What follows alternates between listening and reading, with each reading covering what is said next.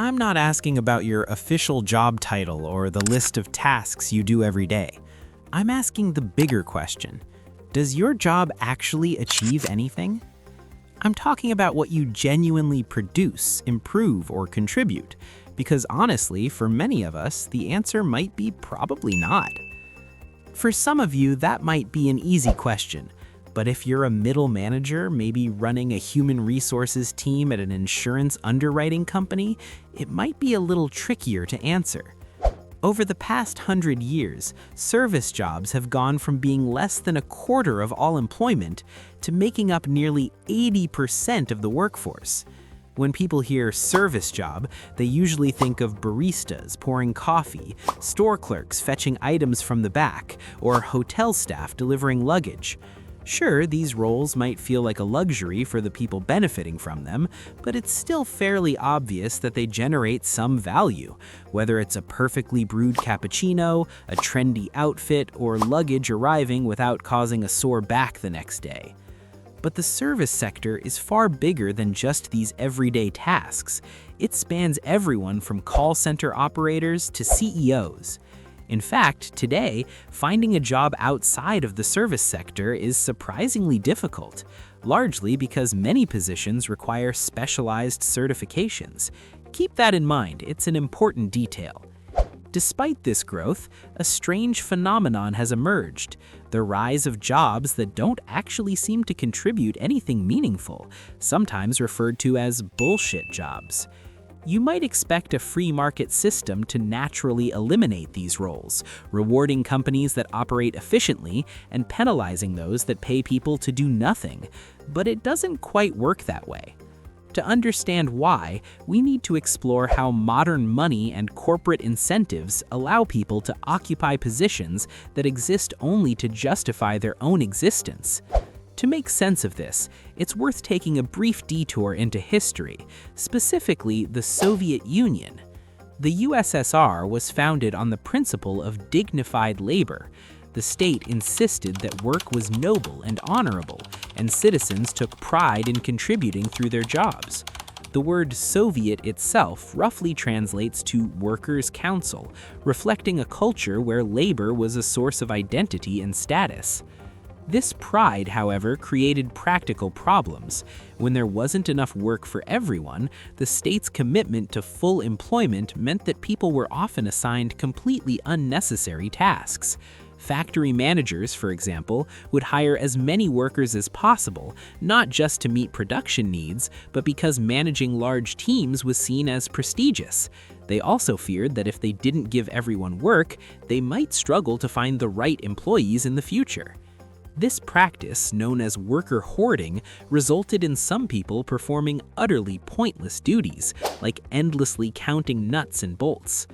Of course, 1950s Soviet Russia and the modern Western world are very different, but some patterns have persisted.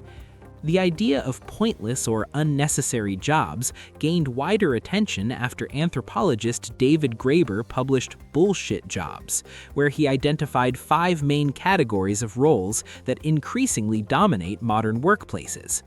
The first category Graeber called the flunkies. These are roles designed primarily to make other people feel important.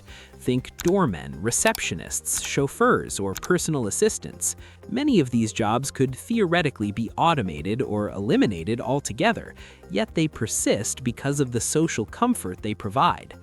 The second group is the duct tapers. These employees exist to patch up problems that could have been fixed permanently.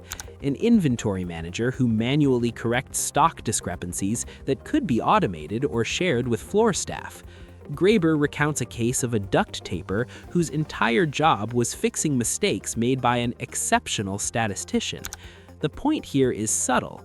The duct taper wasn't worthless, they added value, but their efficiency was limited by unnecessary obstacles imposed by the system. Third, we have the box tickers. These are the countless employees who create the appearance of legitimacy within companies. Internal newsletters, culture committees, and party planning teams often exist purely to signal that a company is serious. Nobody actually reads the content, and that's exactly the point. Without these roles, a company might appear too small or unprofessional to partner with or invest in. Next come the goons. These jobs often have a negative societal impact, yet their existence is justified because removing them would create a competitive disadvantage. Classic examples include in-house corporate lawyers and patent trolls. Patent trolls, in particular, buy broad patents with no intention to innovate, then sue companies hoping for out-of-court settlements. Even large, influential corporations like Apple have participated in this system. Apple famously sued Samsung over a rectangular phone with rounded corners. Think about it. What real value did thousands of people generate enforcing that ruling? Beyond lawyers, goons include lobbyists who tweak the rules of the game in favor of certain interests, and salespeople who simply transfer business from one company to another. Finally, there are the taskmasters. These are managers who supervise people who don't need supervision. Effective management is vital in many contexts, especially when coordinating diverse teams. But someone managing a team of identical roles, that can often be pointless. At best, they act as overpaid cheerleaders, urging people to work harder in jobs that may themselves be mostly meaningless. At worst, they distract, holding unnecessary meetings and creating strategic plans that accomplish little, pulling employees away from productive work. Some roles combine elements from multiple categories. Many middle managers exist primarily to oversee departments that do not contribute meaningful value, jobs created to make higher-ups feel important rather than to benefit the company or society. So how did the situation come about? In the Soviet Union, it was a matter of national pride and a commitment to full employment. In capitalist societies, the causes are slightly different but just as stubborn. Bureaucracy, hierarchy, and incentive structures perpetuate unnecessary work. Middle managers may hoard staff to seem important, while LinkedIn is full of self-promoting posts praising minor achievements with grandiose language. Workplaces insist on 40-hour weeks, even if much of the time is spent on tasks that don't matter. Then there's the bureaucracy itself. Free markets are never entirely free. Laws, regulations, and procedures exist for nearly everything. Want to build a factory? You'll need zoning approval, insurance, tenders for construction, and compliance with tariffs and shipping regulations. Navigating these requirements often requires a team of accountants, lawyers, and compliance specialists, all of whom add layers of complexity and potential bull roles. The problem is compounded by the growth of lobbying, which fuels additional legislation, further increasing barriers for businesses. While these measures can benefit society in some ways, they also make it difficult for new companies to compete without armies of lawyers and accountants, advantages that large corporations are well positioned to exploit. Is there a solution? On a societal level, perhaps. We could begin by acknowledging that it's okay not to work a strict 40-hour week. Nearly all jobs contain some degree of meaningless work, but if it were socially acceptable to stop when your work is done, it would be easier to identify truly unproductive roles. As individuals, options are limited. If you're stuck in a role full of pointless tasks, you might consider focusing on side projects outside of work. Alternatively, you can accept it, knowing that much of what you're doing is largely symbolic, and try to endure meetings and unnecessary reports with patience. Some people even take pride in the perception of importance. It can make the experience more bearable. And for those who want to experience bureaucracy taken to the extreme, video games like EVE Online offer financial systems so complex they generate their own bull roles, an amusing, if virtual, demonstration of how unnecessary tasks can proliferate.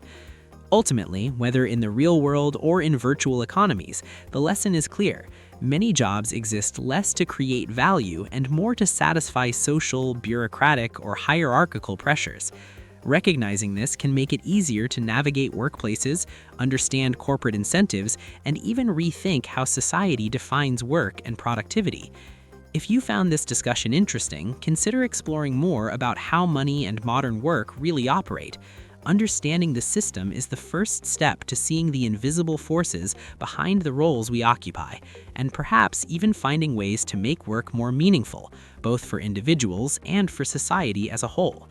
And hey, if you want to keep learning about how money works, the modern workplace, and other fascinating systems that shape our world, make sure to like this video and subscribe to the channel.